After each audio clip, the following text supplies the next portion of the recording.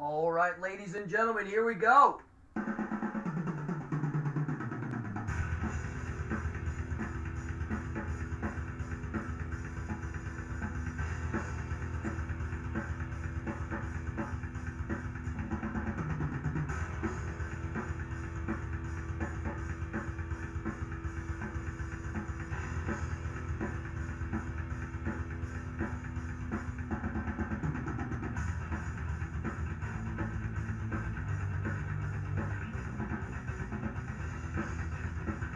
What's up? Party time. It's Wednesday night. Let's have some fun, huh? I'm going to turn it down, and you guys are going to give me a sound check. How's that? We got people coming in. Come on in. Let's have a Wednesday party.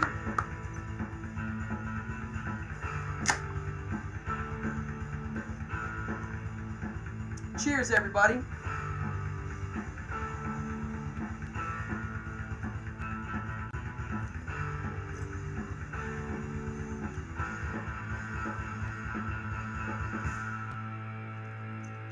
There we go. All right, folks. Yeah. Party time. What's up, everybody? I got a news evening hour here, and we're going to have some fun. Before I begin, I've had some sound issues today.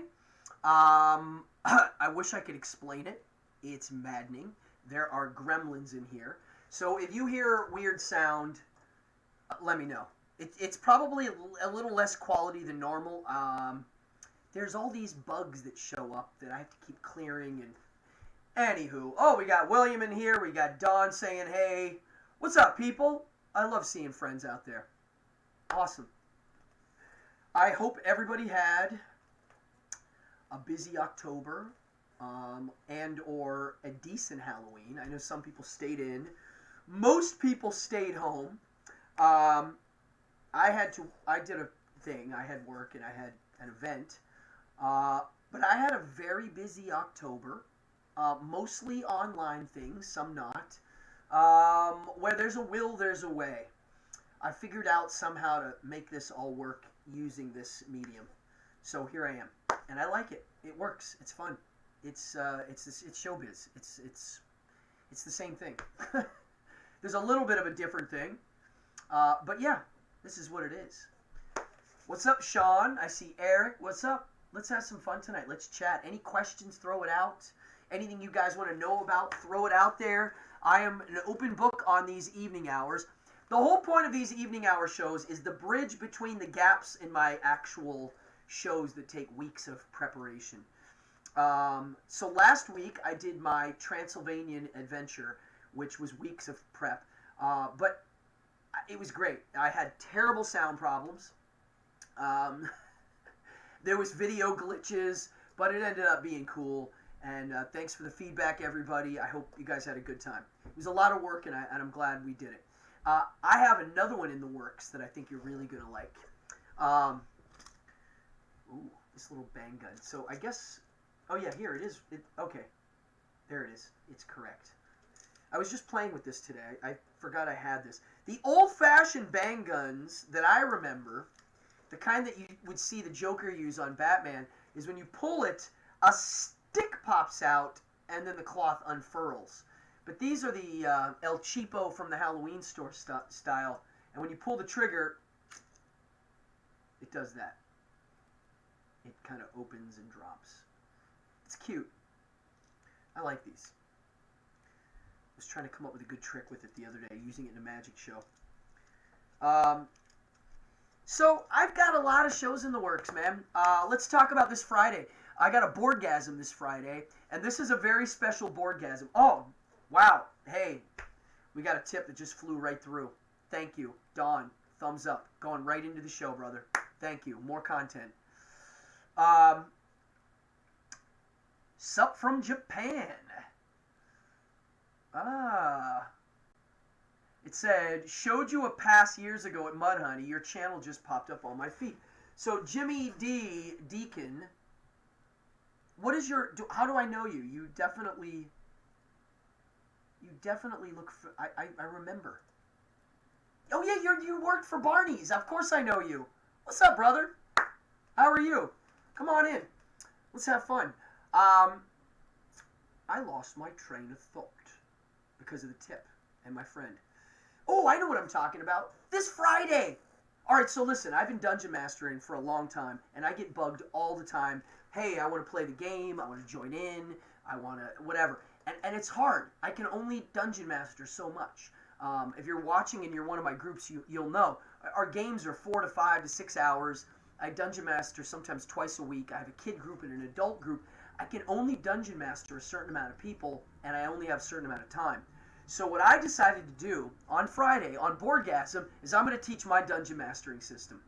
And I'm going to give you, if you know nothing about how to do any of this, I'm going to give you some start, like how to get in it.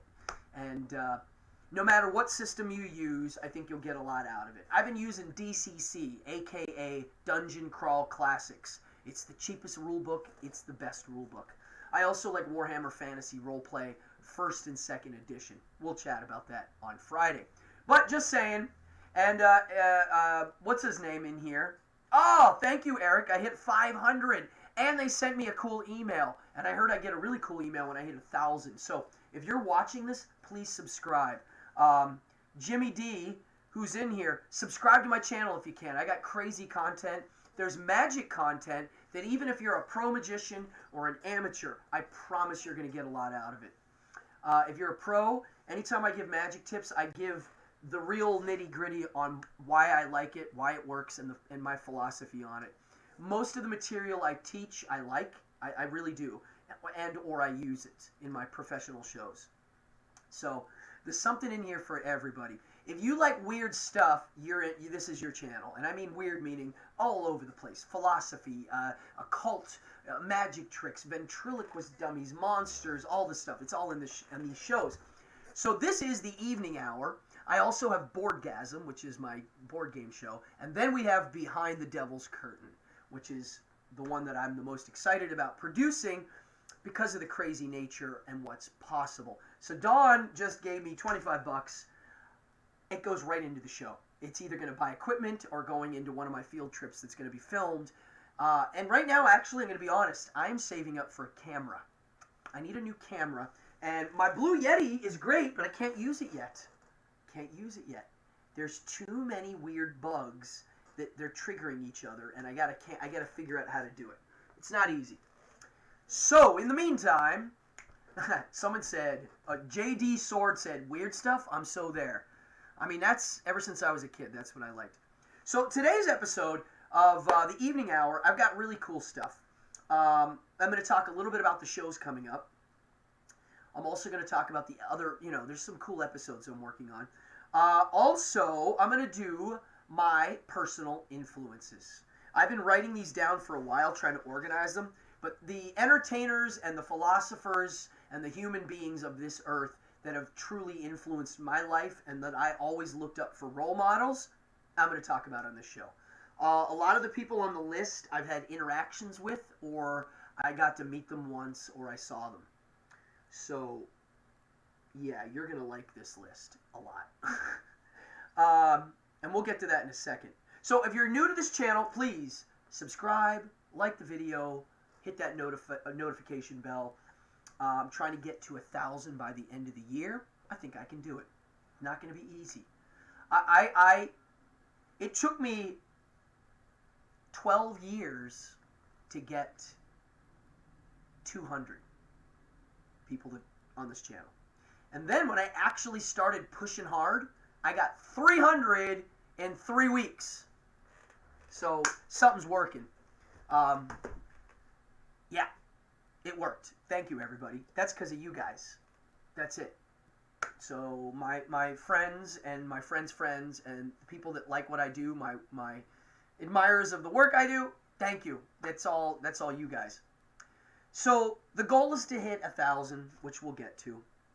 And also the goal is to make the content good. A lot of these YouTube shows that I watch, they don't talk about much for hours. I mean, I know why. Because the longer I can drag it out, the more people jump in, the more traffic I get. I get it. I don't want this to be boring and passive. I want it to be, I want A material. Okay? I don't want B material. Tonight, I'm not drinking fake beer. I'm drinking generic black cherry seltzer. It's delicious. This is my replacement for soda. I stopped drinking soda 9-10 months ago. I went on the no soda kick. I have it occasionally. Don't get me wrong, I like Moxie. I mean, that's, and I like Dr. Pepper, and I'm a root beer guy, but this is my jam now. All right. I might teach a magic trick later, too. Actually, I think I am at the end. Something useful. If you're a pro, you probably do this already. If you're not, if you're just, if you got kids and you want to freak them out, I got something cool. You don't need cards for this either. Who do we got in here? Oh, yeah, we getting people. Come on in. Now, anybody watching, if you have a question, please, please, please fire away. You can ask me anything. I like it when people ask me things. I am a talker. I can talk about basically anything. There are certain subjects I don't talk about on this show. So if you ask me those, I will ignore them. That's specifically, one of them is politics. You will never hear politics on this show or on this channel. All right. Let's chat here about my up-and-coming... Well, I told you about Boardgasm this week. Boardgasm this week... I'm going to move this a little forward here. I'm going to come in a little bit. So, Boardgasm this week is me basically teaching my Dungeon Master technique. And I think a lot of you are going to like that. If you have kids, if you have 10 and 12-year-olds, you should watch it with them. They might get the bug to start Dungeon Mastering. I know Don has a little guy who's starting a game. You guys might want to watch this with him. He might dig it. He might get the Dungeon Master bug. Being a Dungeon Master is a little bit like being a theater director. It's kind of cool. And believe it or not, I don't like to Dungeon Master. I like to play. But unfortunately, I'm always the Dungeon Master because I know how to play. I know all the rules. Big shout out to everybody who donated last Saturday. Amazing.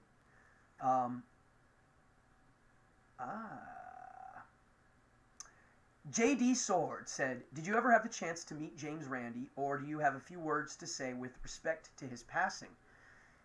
I do. I actually told this story the day he died. I think it was last Wednesday, but I'll tell it again really quick.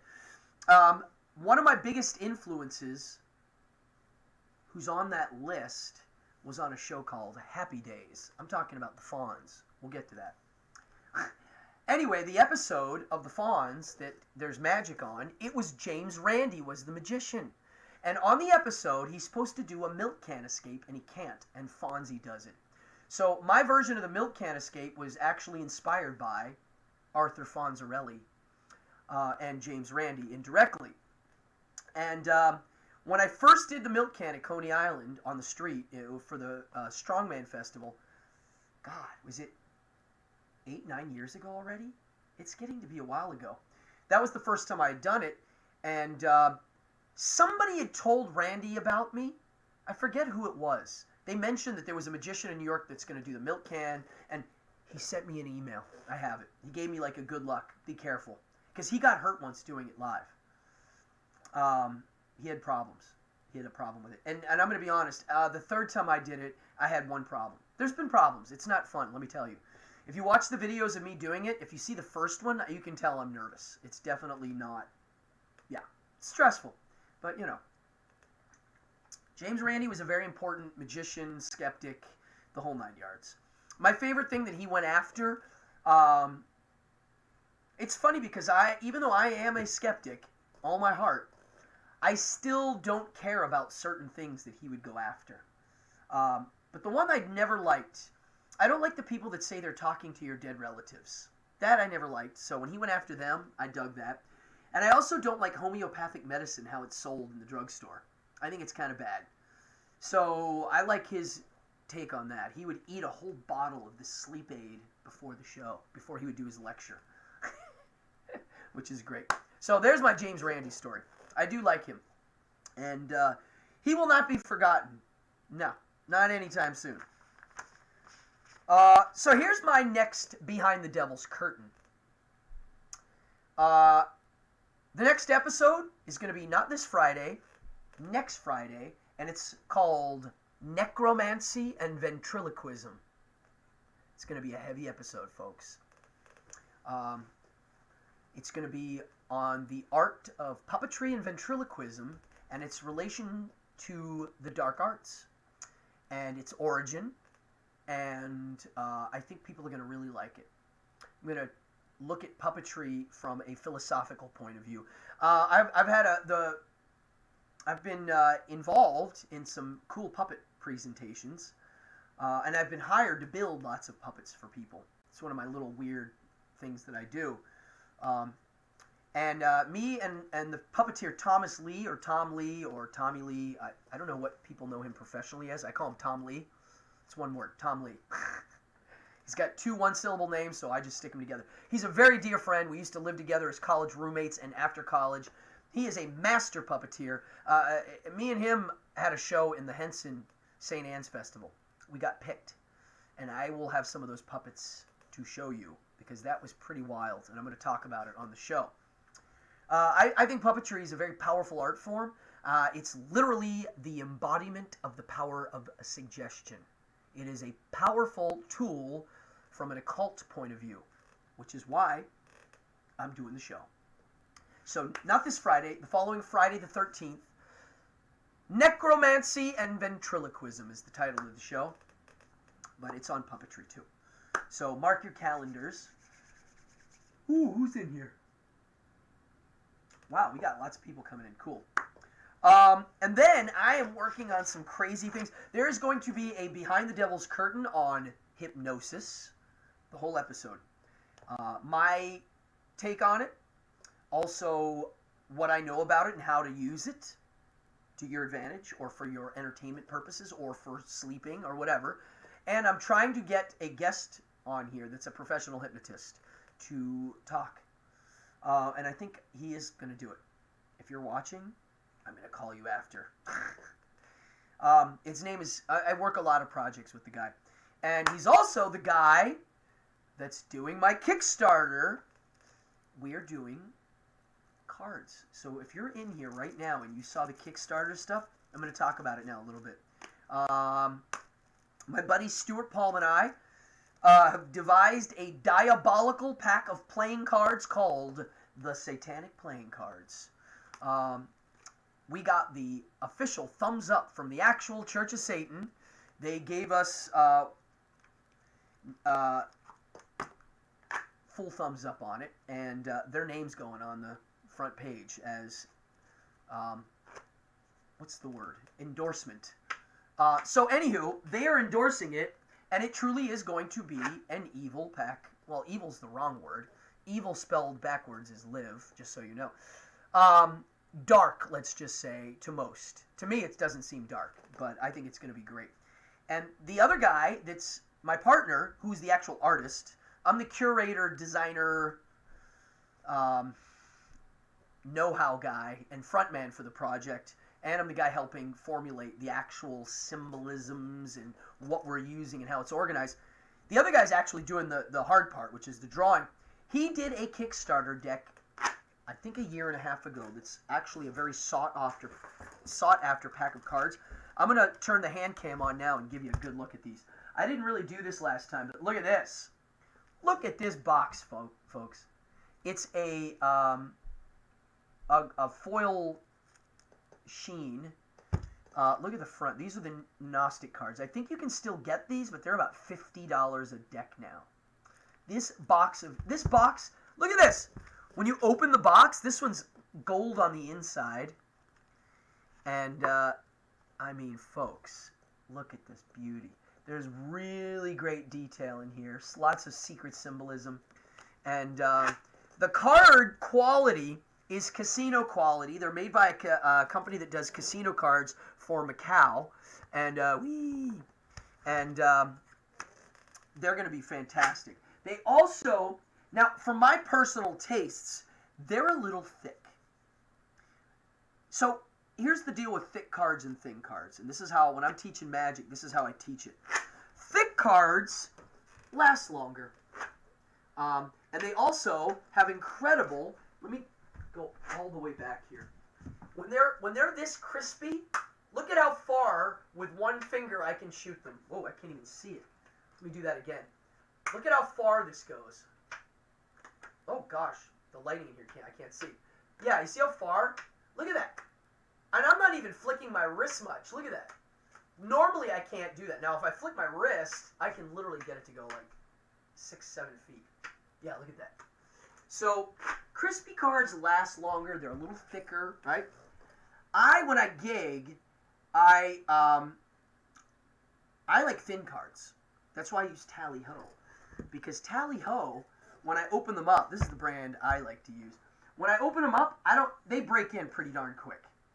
They're a little thinner than a bicycle. I like the old school pattern on the back. And this is my exclusive brand, blue and red tallies. I've been using them for about 20 years now. And these are broken in. They're not as flippy right now. They're still good. But this is the brand, within minutes, I can do that with a pack of cards. If I shuffle them, I would say in 5 minutes, they're broken in. And I like to use a new deck for every time I perform because it's consistently the same. Now, these cards, the whole point of these cards that we're making is they're luxury cards. They're fancy. They're the ones you put on your table. They're the ones you use for a game. They're the ones that if you want to show a magic trick to somebody in your house or you want to show off your fanning skills, that's what these satanic cards are going to be. We're right now figuring out the stretch goals and everything. We're not going to make too many crazy stretch goals because this is our first time. Oh, look at the size of this fan. This is the jumbo fan with Stewart's cards. I mean, look at that.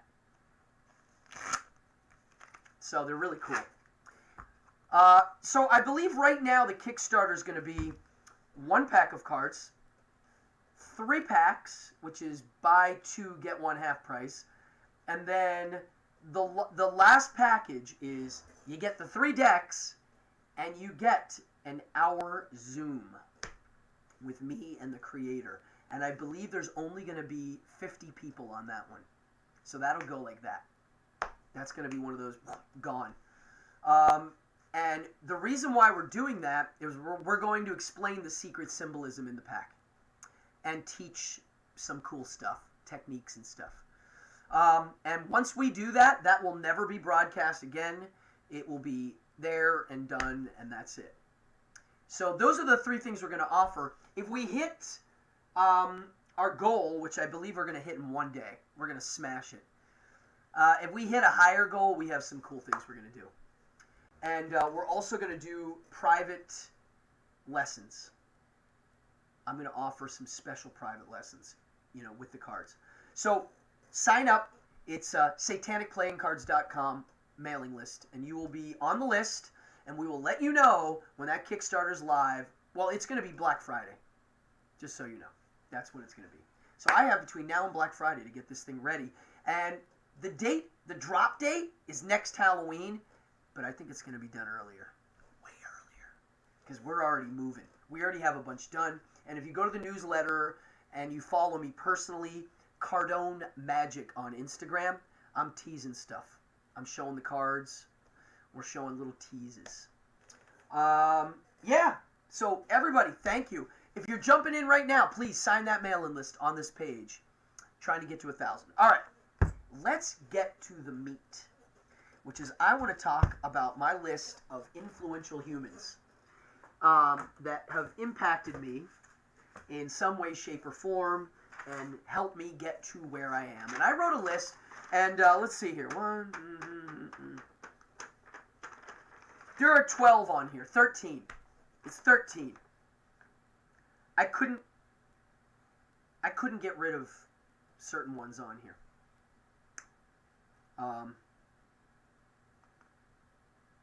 Yeah, this is the list. Oh, what the hell? I'm going to start right now. Let's get this rolling. I'm going to push this forward. I'm going to come a little forward. And I'm going to tilt the camera just a hair. Like this. Is it crooked? Yay, there we go. Now, please, everybody. Oh, hey! Who's in here? Alec just said he's about to ask what the newsletter is. SatanicPlayingCards.com. Yeah, again, comments, questions. I'm going to be talking about my influences that changed my life. And you can comment, ask for me to go into more detail. I'm going to put my list here. I might get choked up tonight. Some of these people really touched me. Changed my life. I'm going to get kind of personal tonight, maybe. Now, aside from my parents, my father, mother, grandparents, who clearly influenced me, I could do a whole special on that. Which, one day I might. You know what? I'm going to write. If I don't write it down, it ain't happening. I'm writing that down right now. I'm going to do an episode on my wacky family. Because I have some family members that are pretty awesome and outrageous and interesting and creative. And here we go. This would be under evening hour. I'm going to put family stories. My granddad's. My grandparents and my... Yeah. All right. So one of my earliest influences as a little kid was Fred Rogers. The TV show, Mr. Rogers' Neighborhood, was on. I watched it every day. I loved it. I thought Sesame Street was cool. I thought all of that stuff was cool. But Mr. Rogers, not the same. He was like a friend. Like, he was... And if you've seen the movie with Tom Hanks, which I highly recommend, he looks in the camera, and in an interview, they asked him, when you do the show, who are you talking to? And he said, I'm talking to one kid. I'm looking at him. He's sitting at home. I'm not talking to every child. And, you know, a lot of shows are like, hello, everybody. He was like, you, right? And it was me. I was like, he's talking to me. I really thought his set was real when I was little. I didn't know it was not his living room. And the more I learned about him as a human being, the more I learned about his art, what he did, what he was selling, I like him even more. A lot of people don't know this, but when you watch the show, the piano player, Bob Costas, that's live on every show. He's sitting right there playing live. It was not a canned track. It was live. And he really wanted that. He wanted a live jazz piano player. He wanted kids to hear good music. I'm one of those guys, I never played my kids crappy kids bop junk. Or I didn't play them garbage pop music when they were little. I played them the real stuff. I played them the rock and roll and the heavy metal that I liked. I played them classical music and jazz, right? And that's what Mr. Rogers was doing. He was educating me on music. I think the first time I'd seen anything like that was on his show. Lynn Swann, the football player from the Pittsburgh Steelers, there's an episode where he's doing ballet. So this really influenced me, man. It wasn't normal. It wasn't what was on TV, you know. I have a giant poster of him right here. And I got a story. I don't know if I've ever told this. Tell me if I'm repeating myself. I got to hang out with him. I did tell this story. I'm not going to repeat it. Go watch my old episodes. I got to spend time with him in his office. I got to shoot a TV show in his set. I got to eat breakfast every day in the tree. And the first time I ever saw him, I was walking to school in Pittsburgh, and it was pitch dark out because it was like 6 in the morning, and he walked right in front of me. And I was like, oh my God, that was Fred Rogers. So, big influence, major influence on puppetry, crafting, being curious of how things made, learning about emotions and not facts and numbers. He's the guy. So, that's one of my biggest influences. Now, let's move a little forward, not too many more years. But as a little kid, I liked the book Spooky Tricks, which I'm always whipping out and showing because it's my favorite book. Spooky Tricks was the tap into the world of magic and illusion for me.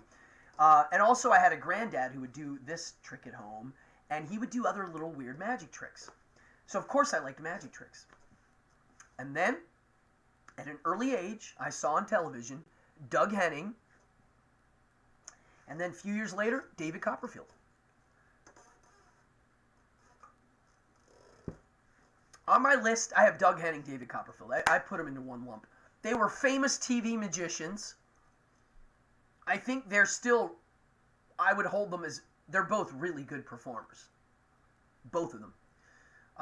Doug Henning had an innocence and a sincerity about how he believed magic was real, the same way I do now. He treated it as a reality, and you can tell. And David Copperfield, he's hard to make fun of in the sense that he really is good. His shows are good. His character's great. He's funny. He's serious. He can be goofy and romantic. I always thought he was a solid performer. He does the large-scale illusions, and he does sleight of hand technique. He's a real magician. Some of the famous magicians today I'm not so much a fan of. But those old school guys, they were live performers. They did theater gigs, you know. So they're on my list. Let's move a little forward. I got a little older, and my granddad, Pappy Lardieri, he would play records at home, and I have a lot of his records here. When they all died, I got a lot of their stuff, and I'm glad because now I'm able to really piece it apart and get into it. And he used to play me Elvis Presley records, and I remember there's a recording of me. I'm like 2 or 3, and you hear me go, "I don't like that guy," and my granddad's like, "What guy?" And I like, "That guy, that man." And my granddad's like, "Elvis?" And I'm like, "Yeah, I don't like him." And I think it's because one of the record jackets, you know, it's like him with the white suit. It was like a really fancy record jacket, which I don't have that record. I remember seeing it. I don't know what happened to it. It was almost too much. It was like too powerful for me. I didn't realize I couldn't. The picture bugged me out in the sense that I was like, it didn't match the tune almost. It was like more than that. But fast forward another year, and I was obsessed with him. I loved Elvis. I thought he looked cool, sounded cool. Still to this day, I think he's got one of the prettiest male voices of all time. He can scream. He can sound soft and subtle. And from what I gather, he was a cool guy to hang out with. He had a big heart. He came from a very poor family, and he became a sensation. I think he always had that small town boy inside of him. He was a truck driver for a while. Major fan. Love Elvis still. I think he's got a beautiful voice. I'm not a Beatles fan. I mean, I don't hate the Beatles, but when I was little, we listened to a lot of Elvis. So, major influence. How about this one? Pee Wee Herman. A lot of you out there are major Pee Wee Herman fans. When I discovered Pee Wee Herman, I was like, wow, here's somebody that gets the vibe. He created a really interesting character. He made it a reality. You know? It was a character, but it became real. And I like that. I always thought that was cool. I like it when people take things really seriously, even if it's goofy. I like that. That's one of my favorite things in the world. So, Pee Wee Herman, I like the first movie. I like his show that he did before the movie, the Pee Wee Herman show.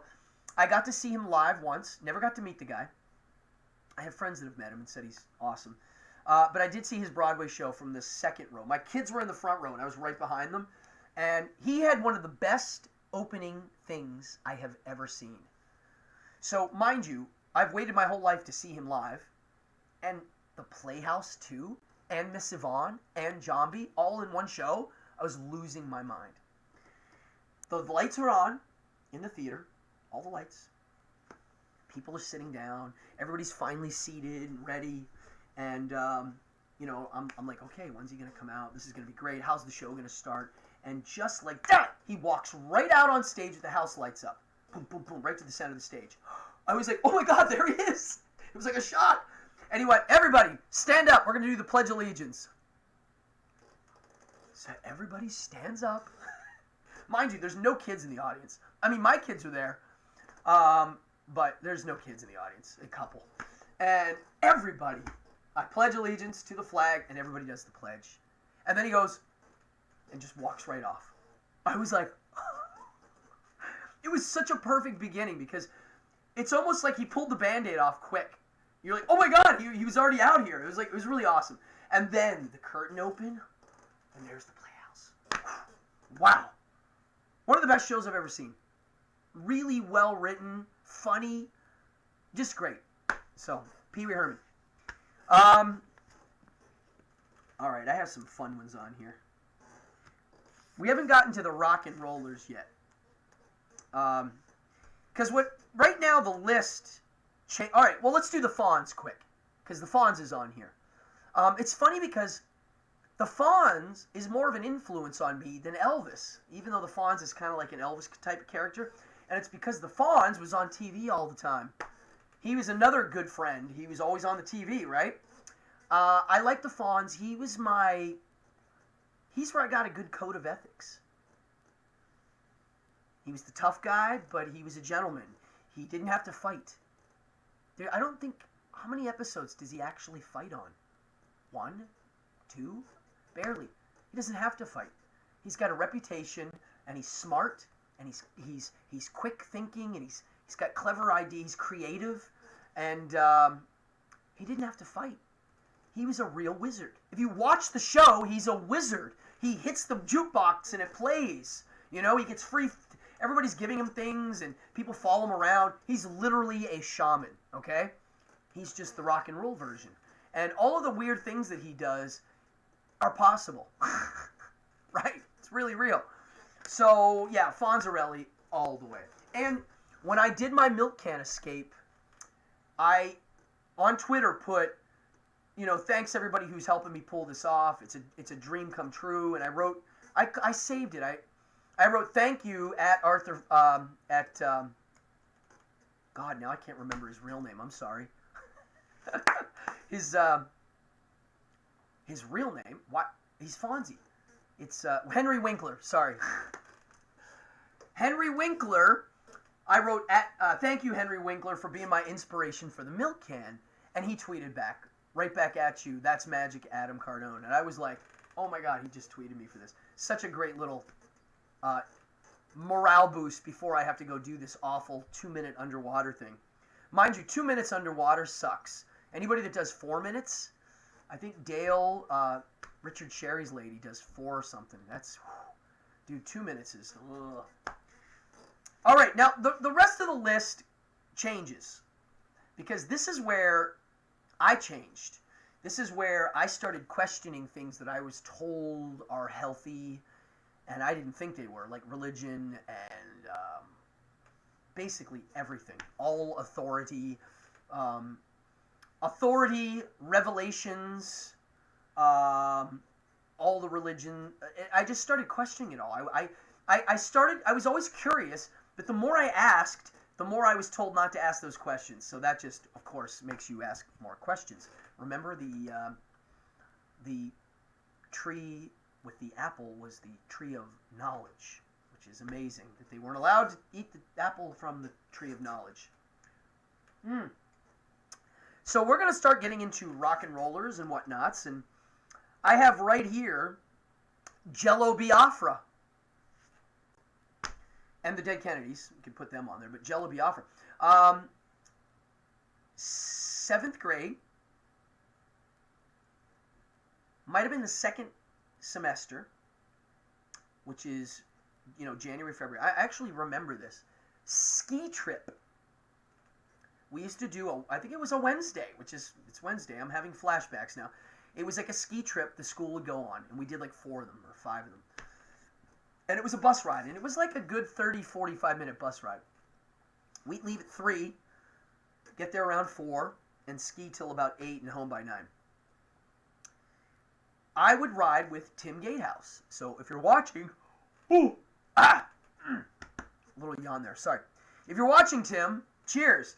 he played for me a cassette tape of Dead Kennedys, In God We Trust. The song specifically was Religious Vomit. The second song's Moral Majority, which is, the whole record's brilliant. It's an EP. It's only, what, 6 songs. I remember he put it on and went, and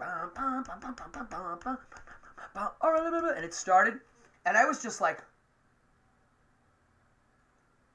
it sounded like someone chewing on rubber, singing, and it sounded great. And then I heard the lyrics and liked it even better. The lyrics were, all religions make me throw up. All religions make me sick. I was just shocked that there was music that said things like that. And I was agreeing with it. So that was it. That cracked the door open to basically a lot. I was listening to heavy music, but it was mainstream heavy music, like Twisted Sister and Quiet Riot and Wasp and all the big bands. They were there, and I liked them. But Dead Kennedys was different. Dead Kennedys pushed the envelope in a direction that it was very not what I was used to, and it changed my life. That was it. That was the moment. That was one of the big moments when I heard that. And then, of course, I dug deeper into music, and then I discovered the Ramones, and I put them on here. The Ramones, I don't know where to begin.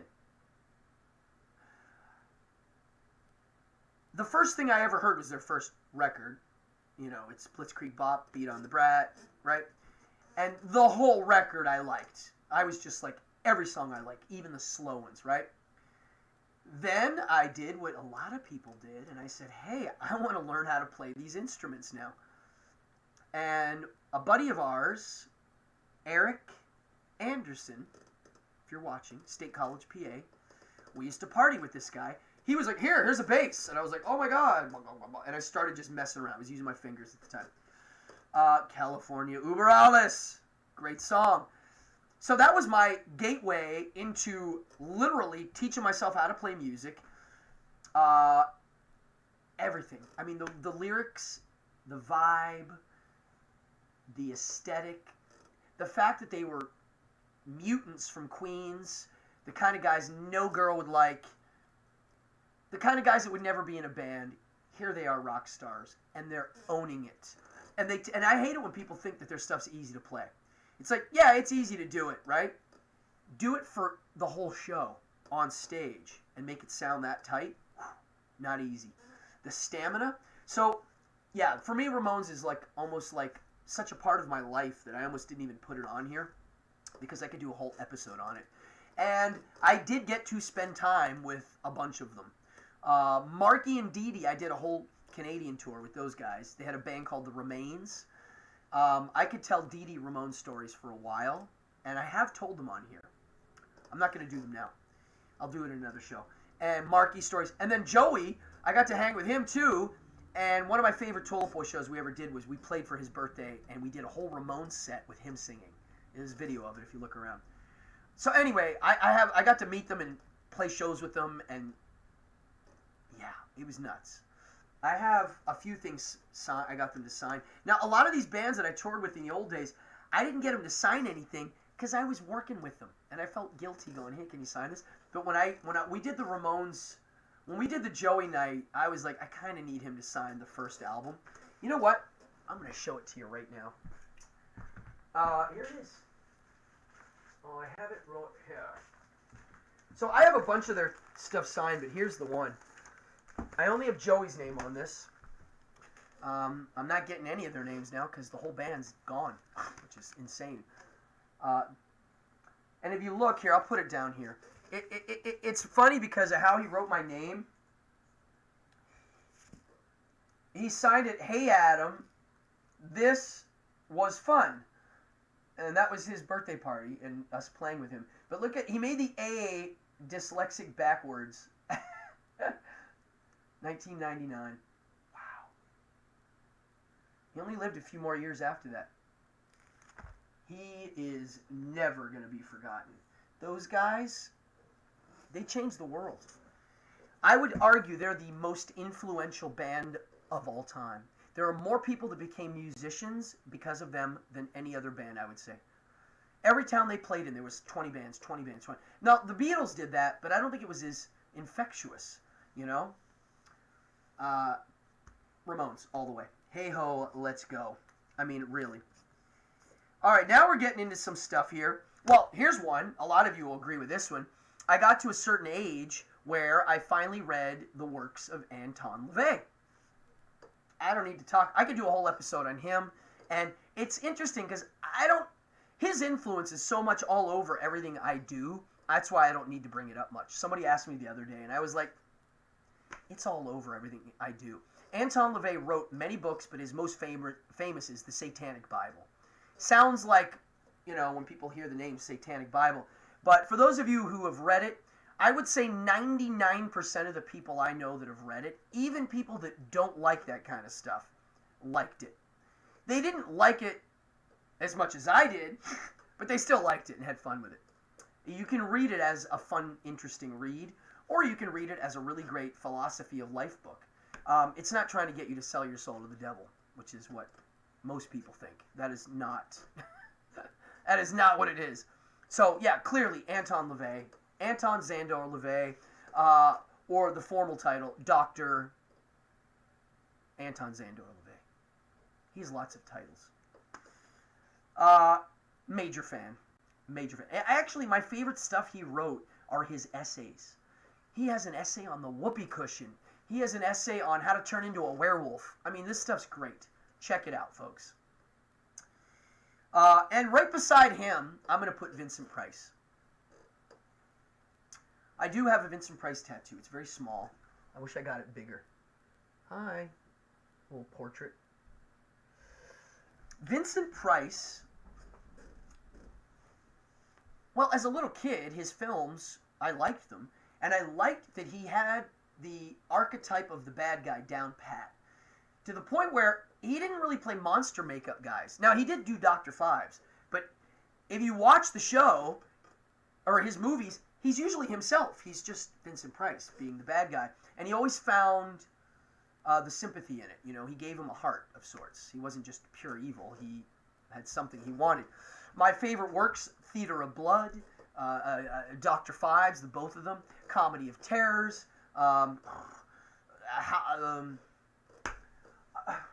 The House on Haunted Hill, The Tingler. I can go on and on. These films are awesome movies. I've seen them all many times.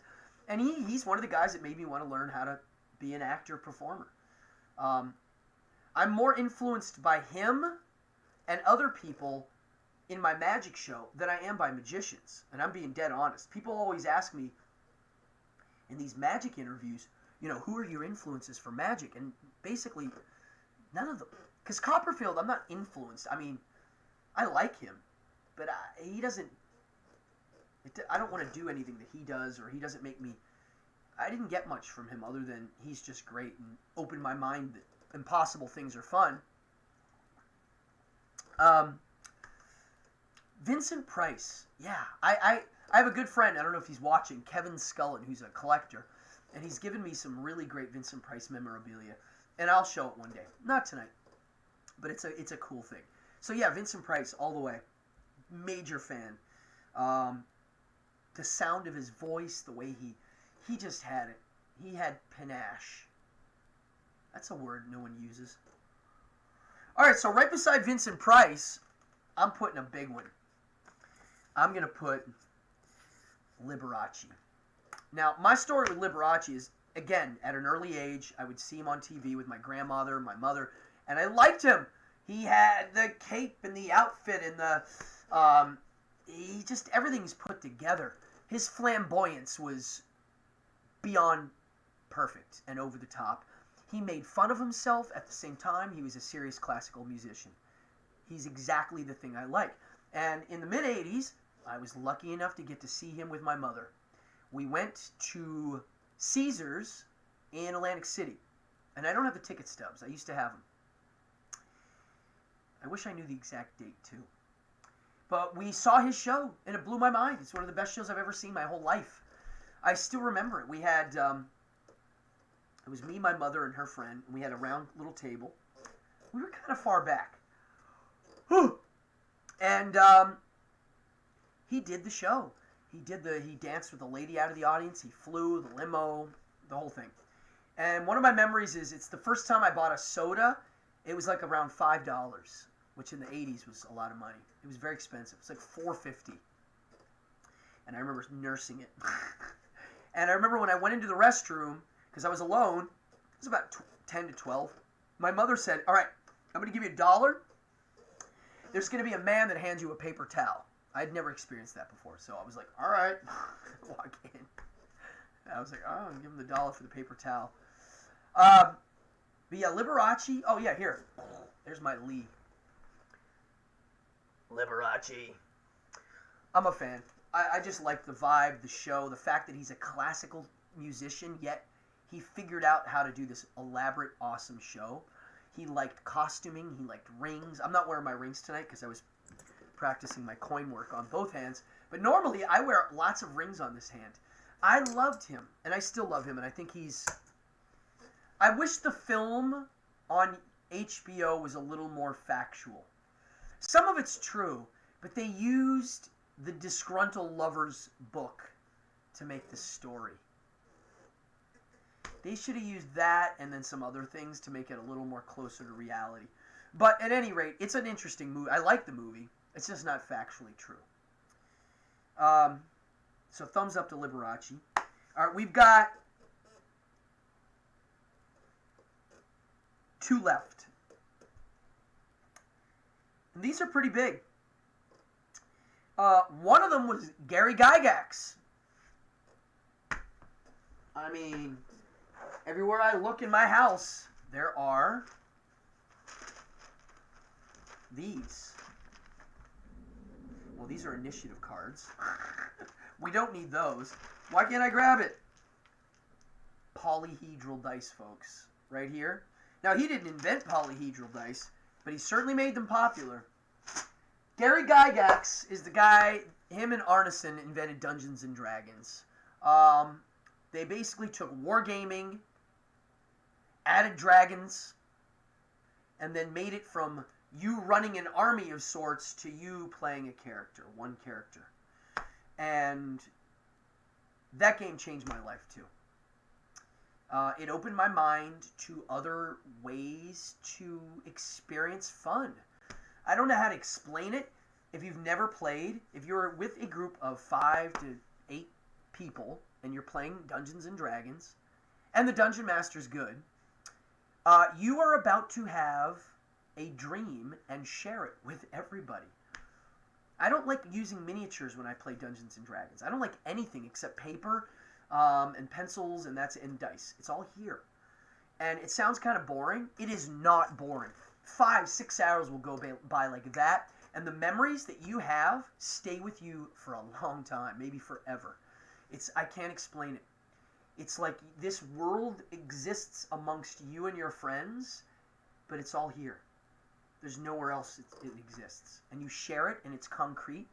And if you do it right in the game, you can kind of do whatever you want and have that feeling. So Gary Gygax, he influenced a lot of people. Look at Gen Con. Gen Con is the entire city of Indianapolis now, for a week, is taken over by game nerds. And that's all because of Gary Gygax. And Arneson. He always gets left out. But he created the game Chainmail? Or did Gygax created Chainmail and Arneson created Blackthorn.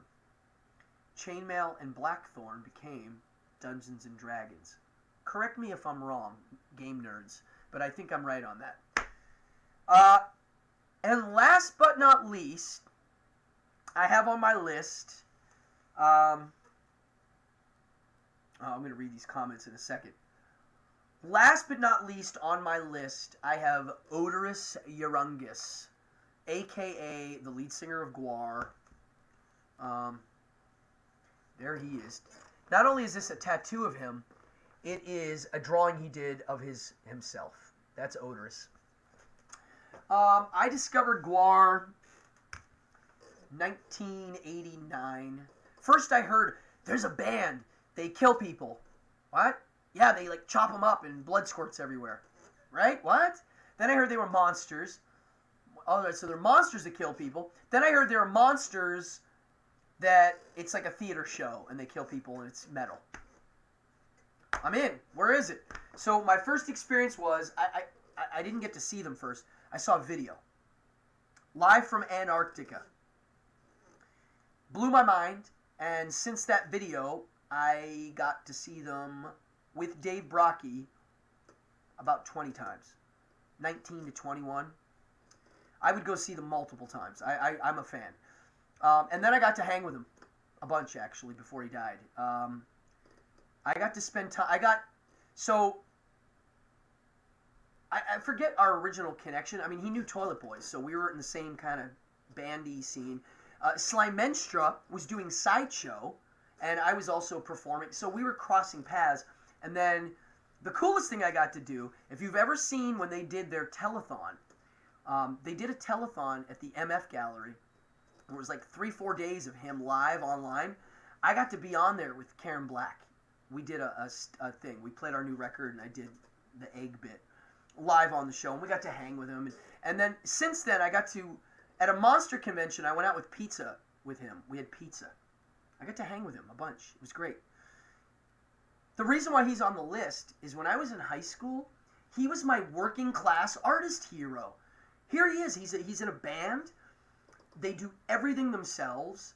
They make the props, the music. There's no compromising. It's all them. And the record labels, I mean, they won a Grammy and were told not to show up. How's that? But they didn't win. They got nominated. I mean, what the heck? They're awesome. Now, the new band without Dave, because he passed away, they're great. It's not the same.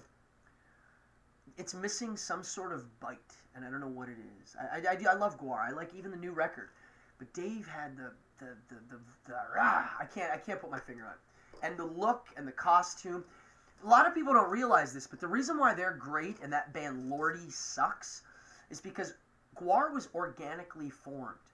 It grew into what we know it today. These other bands, they're just made. It's like, all right, we're going to wear monster makeup and do this. Gwar wasn't like that. It kind of organically became what it is. And although the legends and the mythology behind what they do grew slowly as they grew. So it's very layered. Yeah, hail Dave Brockie. I mean, he was a really great artist. I'll never forget him. When he passed away, I'm still shocked. His memorial they did with the Viking funeral. Wow, he would have loved it. So that's my list. If you're jumping in here right now, please like and subscribe this video. Please subscribe. I'm trying to get to 1,000. I'm going to get there. I'm going to get there before the end of the year. So let's keep it moving. Yeah, I hope you like that. I hope you guys got a lot out of that. This list, it was weird. When I wrote it, it came out pretty easy, actually. I didn't have to think too hard. There was a couple on there. I was like, yeah. I mean, there's so many musicians. Like King Diamond, for instance. Huge influence on my musical tastes. And who else did not make it? Well, I didn't put some of my closer mentors. Ones that literally mentored me.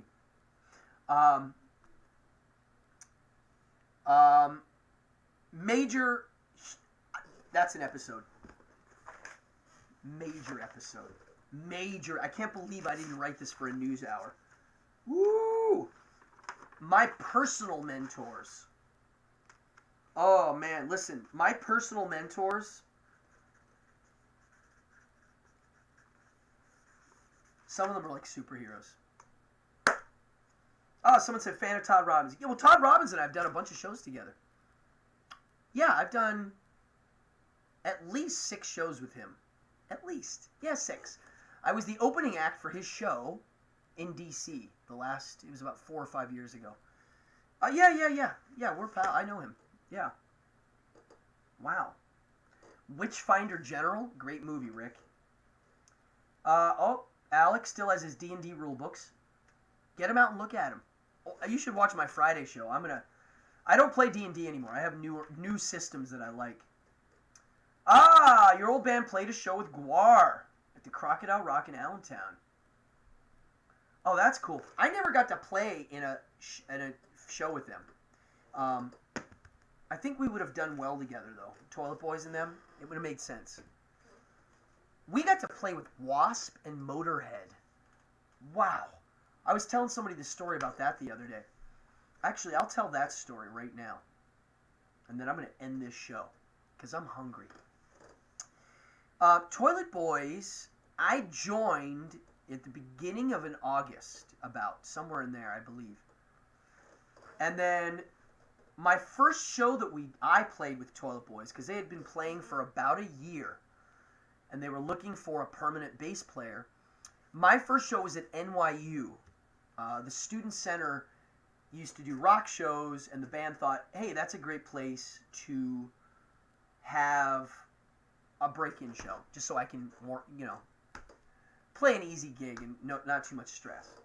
Because my second show was a sold-out audience at Squeezebox. I mean, sold-out Halloween craziness. And so I went from the NYU Student Center and 20 people running around in a circle to jam tight, So I had to learn quick. Mind you, I'd never been in a band like that before. The only bands I had played in were someone's basement for a weekend. And then the next weekend I was in a different band. And then it never was anything. It was usually in someone's house, and that was it. Or at a party, we'd play just for one little party, a couple songs. That was it. Here I am playing in a real show with, the whole thing. So we played then. I remember the New Year's Eve show was Sean Pierce's first show. Also sold out. Then we played a few other little gigs in the spring. Not so sold out. And then we got the offer for us to open for Motorhead Wasp. And I was like, oh my god, not only is it Motorhead and Wasp, it's Mickey D on drums. Major fan. Because of King Diamond. So I'm running, we get there.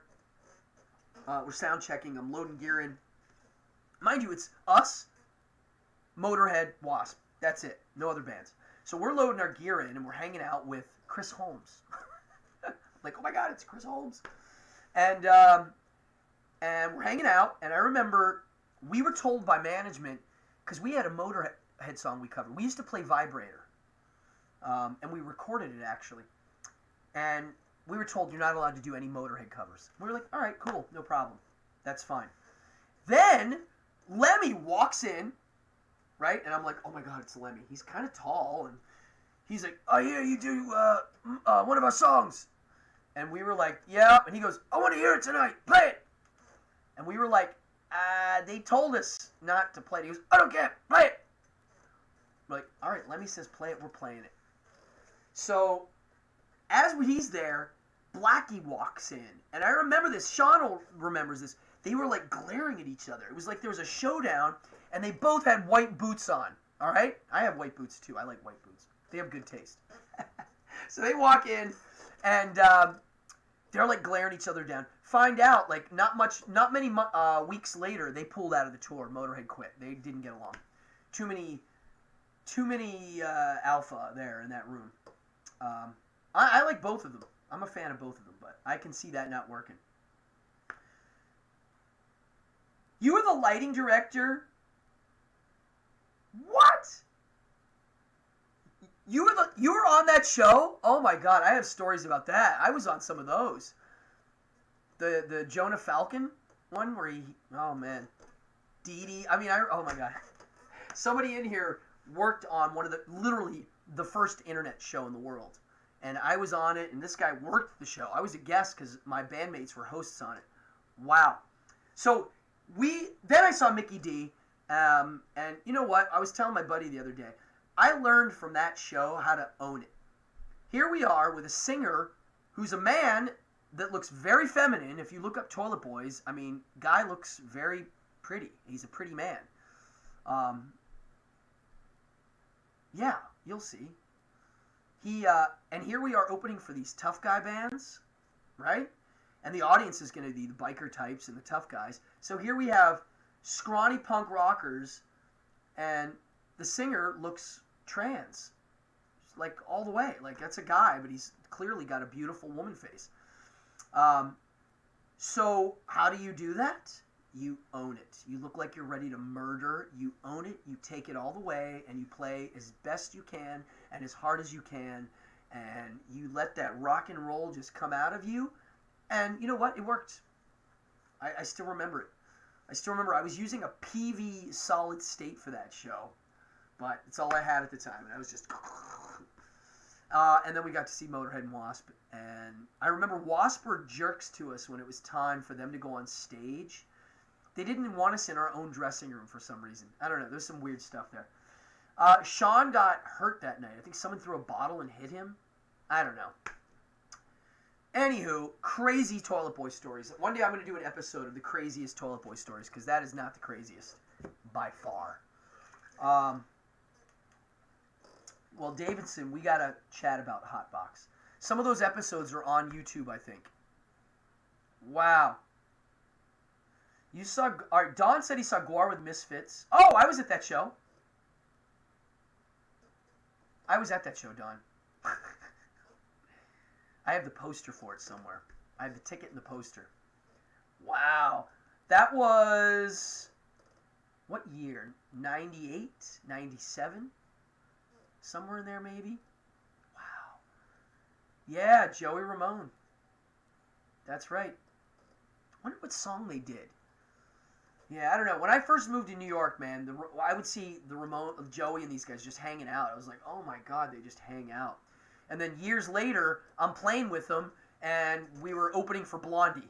You know, it just was like, oh my God, I'm now in it. Ah, it just happened. It didn't just happen. I'm going to do an episode on that. I'm going to write that down. How I made it all happen. I'm getting ideas as I do these shows. Because, dude, it starts with this. Everything that I made come true, my wishes, got to write it down.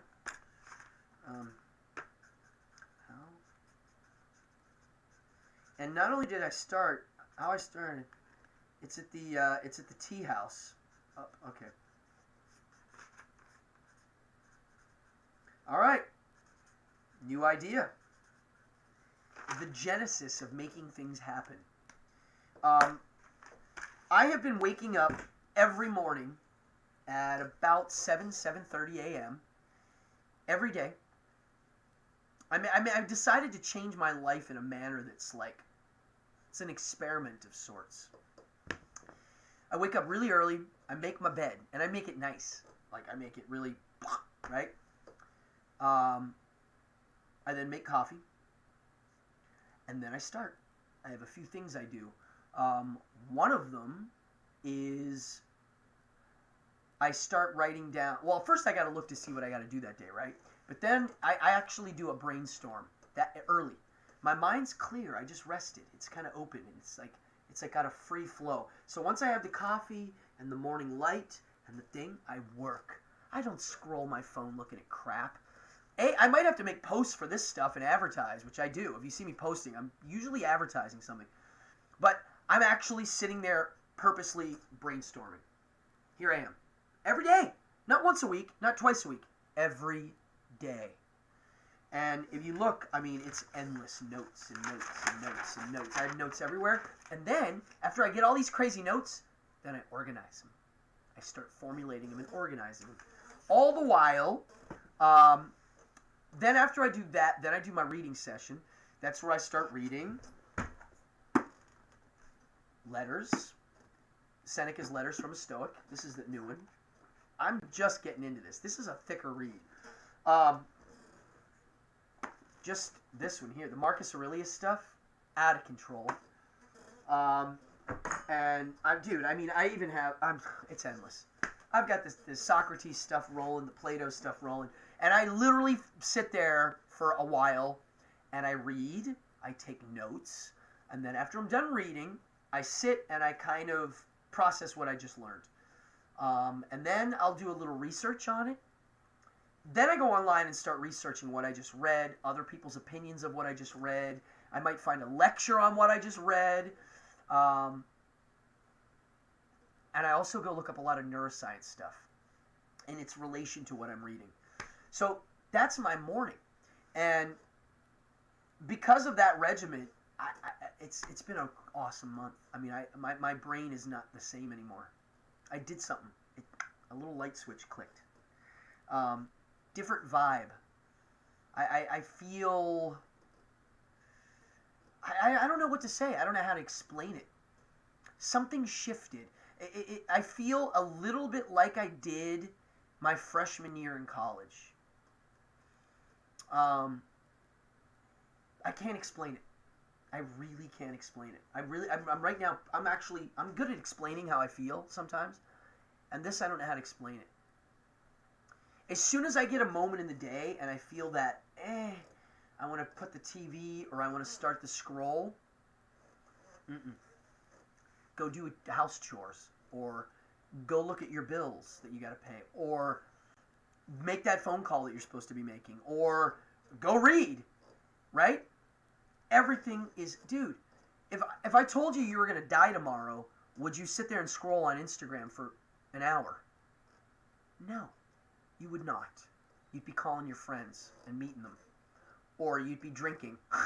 Or you'd be doing something else. You wouldn't be like, watch TV. You would not do that. And when I realized how much this, for no reason, I mean, I can't do it. And TV, I haven't turned my television on now 2 weeks? I don't know. Honestly, yeah, it's been about 2 weeks. I haven't even turned it on. If you turn your TV off and stop watching it, miracles happen. I'm not kidding. Miracles. If you make your bed every day, your life's going to change. The TV one is the one that's interesting. It does something. Well, first of all, you stop caring about all these new shows coming out. I mean, I like them. I don't hate them. Don't get me wrong. That show, The Boys, was great. I still haven't finished it, and I don't know when I will. The Mandalorian's on now. I'd like to see that. But there's a part of me that just doesn't give it. I don't care.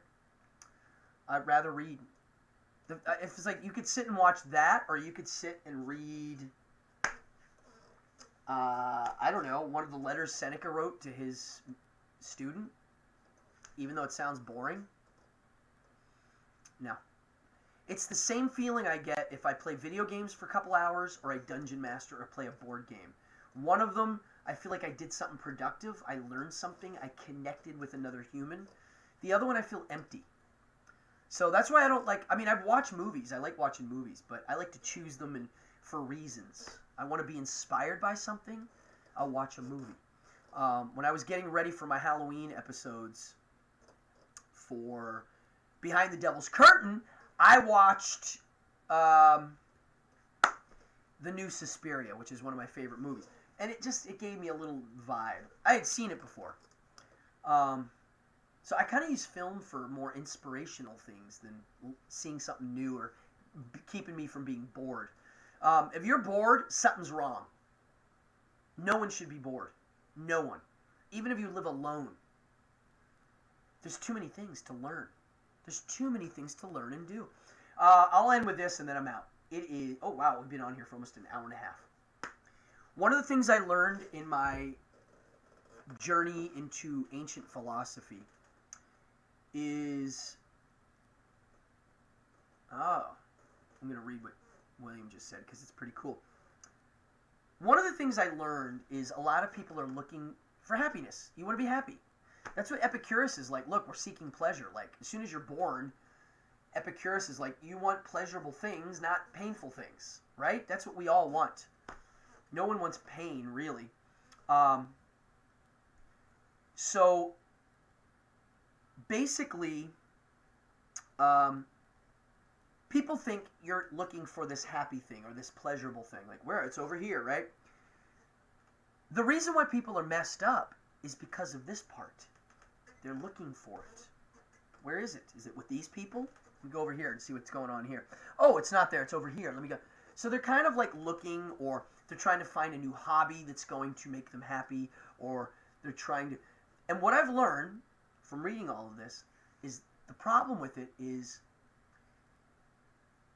The Stoics realized that happiness is just the byproduct of something else. And that something else is basically the satisfaction of accomplishments. That's what it is. That's where happiness really comes from. That's where you actually find. So instead of looking for fun people to hang out with and then finding happiness there, how about find the thing you want to accomplish, the goal, the short goal, the long goal, and through the process, you will find the people and the happiness and the right vibe of humans to make the petri dish for once you can grow. And instead of looking for this thing, you focus on what needs to be done. What are you good at? What do you need to finish and complete? What are you supposed to be doing? When you do those things, that's where you feel good. You're like, wow, I just did something productive. That's why when I dungeon master, I feel good. If I play video games for 3 hours, the difference is when I dungeon mastered, other people got to have fun. I shared my fun with them. I worked very hard to be able to dungeon master. I put time. I put effort. I read the books, right? That's where happiness comes from. And that's what I realized that this month. And therefore, if that's true, and I believe it to be true, I need to work harder. The harder I work, the better it gets, the more fun it is. The only problem with this, and I'll say it right now, which is why the philosophers all hung out with each other, is if you start to get into this mode, it does get hard to hang out with a lot of people because they're boring. And they are on a different path. They are on this path. They're not on the growth path. When you meet other people in the growth path, you can talk for hours about this stuff because you're learning off of each other. It's like a dance. I'm going to read some comments here because I see some good ones.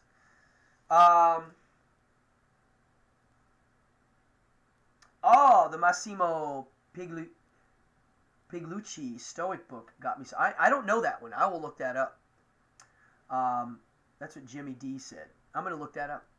The Stoic stuff is pretty awesome. It's all about work, though. It's not the lazy man philosophy. It's all about really hard work. William says, I know what you mean.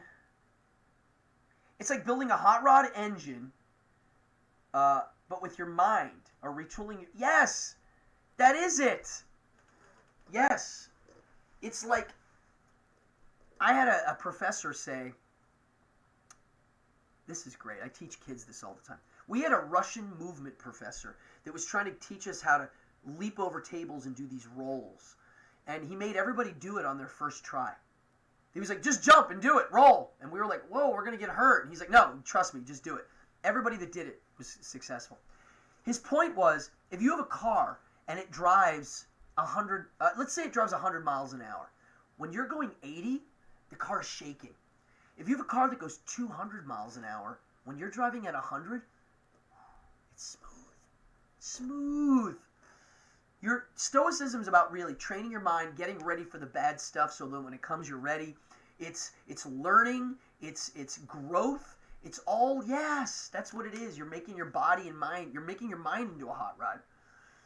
Don Slater has a good question. When do you hobby?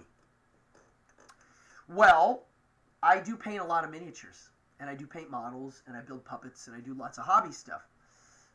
I hobby intermittently throughout the day. I do like little bits of it. So today I didn't hobby. Yesterday I did. I painted a little. I took some miniature photography for my Boardgasm page on Instagram. I will do, 30 minutes here and there. Just think about 30 minutes out of your day of miniature painting, you can get a bunch done. And if you do that 5 days a week, let's say, that's a lot of miniature painting. So that's my secret to anybody that wants to learn how to do that kind of stuff. Just do a little bit every day. Same with magic. A little bit every day. And I'm going to teach one trick before we go. Okay? One. I'll show you with traditional, and then we'll go to what it would be if you don't have the traditional props. So this is a traditional magic wand given to me by Magical Mike Escover, who's passed on. He was a New York City magician who used to make props. He worked at magic shops, and he did shows. and I was a good friend of him. And he passed away maybe 10 years ago. He gave this to me. It means a lot to me. I don't use a magic wand in my show, but this is a traditional, classic magician wand. It's wood with brass ends, and this is a classic cups and balls little red ball. It's cork covered in crochet. So here's the move. You take it. It's kind of hard. That was not a good one. Let me do it again. Let me tilt the camera down. Hold on. Watch. Oh, now I can't do it because I'm looking at the camera wrong. Hold on. Let me get this right. This is one of those moves I've practiced. I'm going to use a coin.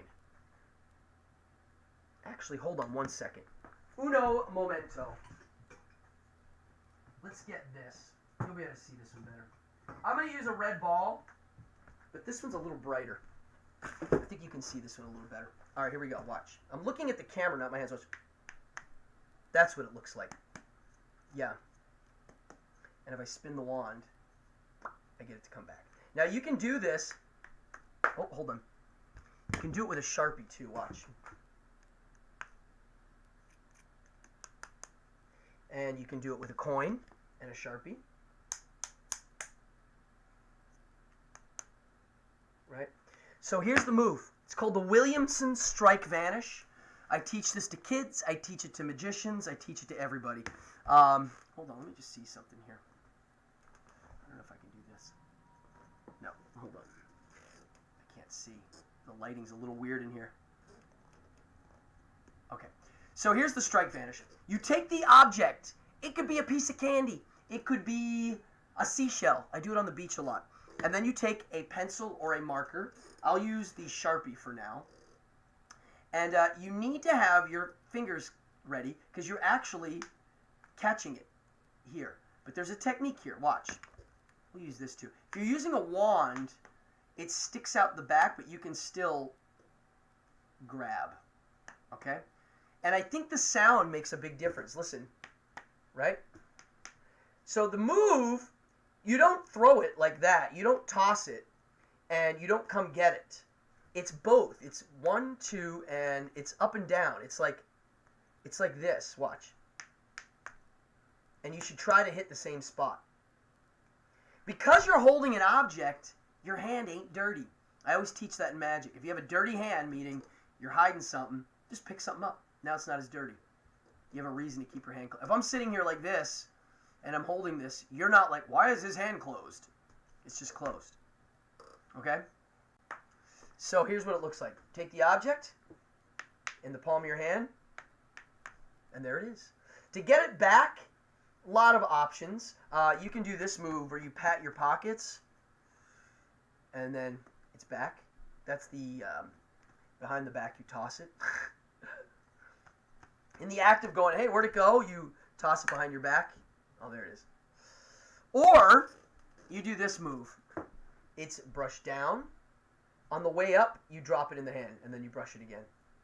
So it's like this.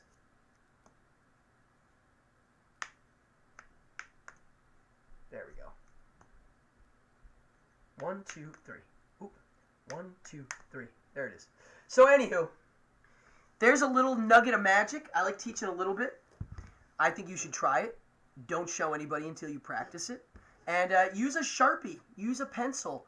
And make sure you're not throwing it like that. That looks bad. It's 1, 2. And also, your hand almost drops, like, down.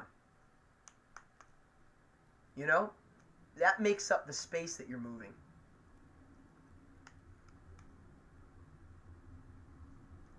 Yep. Oh, there it goes. Wow. Yeah, these are literally one of my favorite tricks. This is my favorite trick in the world is one of them is cups and balls. And I will eventually do a tutorial on that. My version. And I do not use a wand. I do not. I use bare hands. I'm a bare hand guy. I don't like wands. But I do like that vanish. If you have a pencil and a coin, you could be like, look. Wait, let me turn this bright. This light is, there we go, a little better. Oh, nope, hold on. Keep dropping them because I'm looking at the camera. There it is. There it is. See, I don't know. I prefer doing all the coin work barehanded. I find it to be a little bit more. I don't know. I just prefer it. I like barehanded stuff, and I do like this kind of stuff too, where it's really barehanded. Yeah. So, folks, I love giving you little nuggets of these kind of things, and I love that I have an audience here. We've had a solid 20 people in here all night, and for somebody who's just getting started at doing these YouTube shows, that's awesome. Really, it's really like off the charts. I'm very grateful for that. I'm grateful for everybody in here. Don Slater, he actually, oh, look, there it is. There's the graphic. Bajing. Thank you, Don. That means a lot to me. Also, anybody that signed up tonight, thank you. Tell your friends. If you're in here right now watching, go hit that like, subscribe button. I'm trying to hit that number 1,000. Once I hit that, the game changes for me. Then I'm actually got the super chat and the whole thing. Oh, William, you're welcome. Thank you. I'm glad people are getting some stuff out of this. I'm just opening my head up, letting it leak out a bit, sharing with what I'm learning. You know, by teaching and sharing, it helps me learn it too. That's why I like teaching magic. And so this Friday, Boardgasm, live right here. I'm going to be talking about my dungeon mastering, how I do it, what games I use. And if you don't know anything about dungeon mastering, I'm going to show you. Okay? So get your books out, get your dice. I'm going to talk about the dice and the whole thing. Might be a longer show. Might be a couple hours. We'll see. And also, next Friday, Behind the Devil's Curtain, Necromancy and Ventriloquism. Can't wait! I'm going to be reading the Bible passages that have ventriloquist references. I'm going to be going into some ancient history stuff. We're going to learn how to do the ventriloquist stuff. I'm going to actually teach it. So, next week. That's Friday the 13th. In the meantime, follow me on Instagram, Cardone Magic. My Facebook is maxed out, basically. And spread the word, man. Like and subscribe. I had a blast tonight doing my list of influences. It made me now, as soon as I'm done here, I'm going to go work a little bit. I have some ideas I'm going to work on. And I thank you. You guys inspire me to come up with good stuff. I don't want to give junk. I want you to learn and have fun. I don't want it to be just fluff. So, anybody has suggestions for new shows, subjects, fire it away. I'm open here, man. I like suggestions. All right, ladies and gentlemen, my name is Cardone, and this has been my evening hour. And I am going to roll out of here, and I'm going to eat something and start working again. Thank you, everybody. Thank you, Eric, Sean, Brother Nick, William. Yes, I'm going to listen to Gwar tonight. Don, thank you. That $25 is going right in the show, brother. Anybody else wants to hit me with a donation? Wow, it'll go right in the show. $1, $5, $20. Somebody gave $75 last weekend. They're getting something cool. Don, you donated $25. You are now on the list. I'm putting you on the list. That means when I lock content, you're on the unlock list. You got it, William. I love the philosophy stuff. It's very useful. Everybody, party on!